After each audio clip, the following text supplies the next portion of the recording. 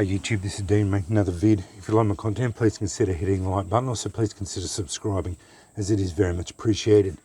Okay, more on this cardboard, nitrated cardboard.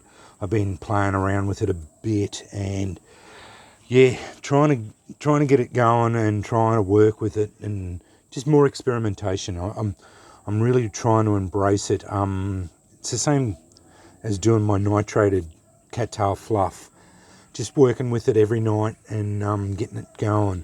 I have been struggling to get it to take a spark, and been talking to Mark Hordon.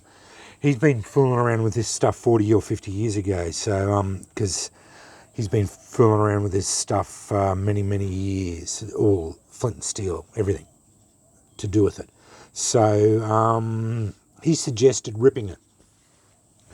So that's a good idea, and I just tried it and it worked a treat. Because I was driving sparks into it there over the last couple of days, and it was like the polypores at first. Just could be 10 minutes of driving sparks into it. It wouldn't pick a spark up, no matter how much I roughed it up or whatever. Well, I just did a couple because I've just nitrated some more, so I always like to try to test my batches. So he suggested ripping it. So I just ripped the edge off like that. Just my suggestion is, when you rip it,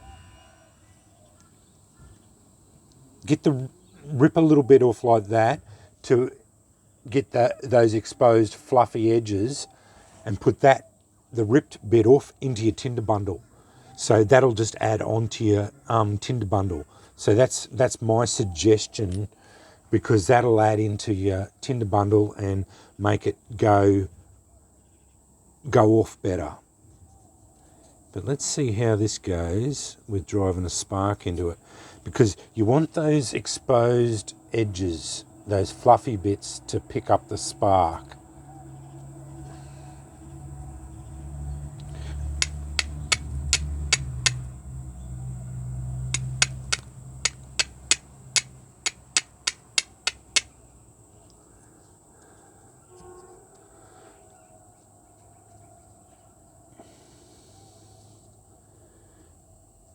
You basically want it as close to this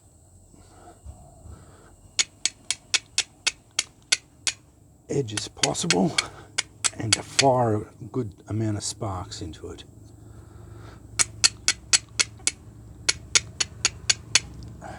Probably blunted that stone out. That's probably mine.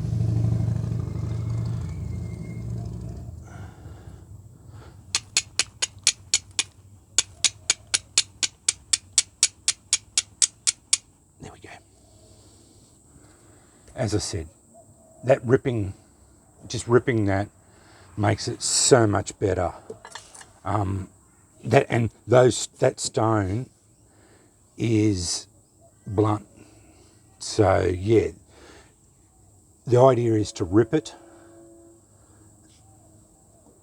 put the little piece you ripped off into your tinder bundle, and then use a sharp stone, obviously, to get it going. I think that solution that I've got, 2 level tablespoons of potassium nitrate, is as all you need in it, because yeah, it's pretty volatile once it's in the tinder bundle, but it's not burning up too fast, but you do see some flares and whatnot. So yeah, it is fairly volatile, but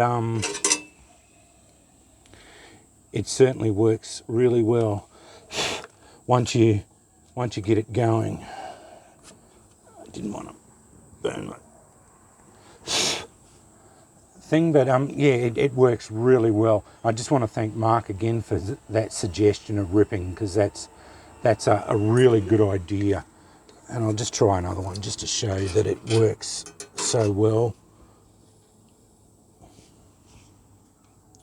And I did go through and bop a few stones, so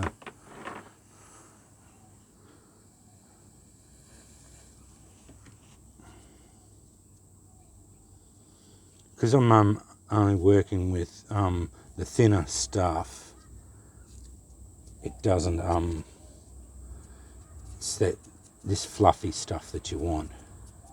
That picks the spark up really well.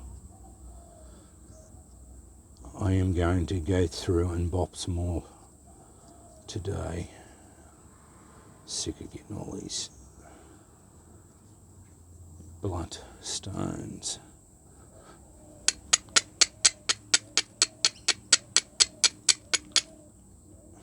Here we go. As I said, it's the ripping that works so well, and that's within a couple of strikes. You get it within a couple of strikes if you've got sharp stones.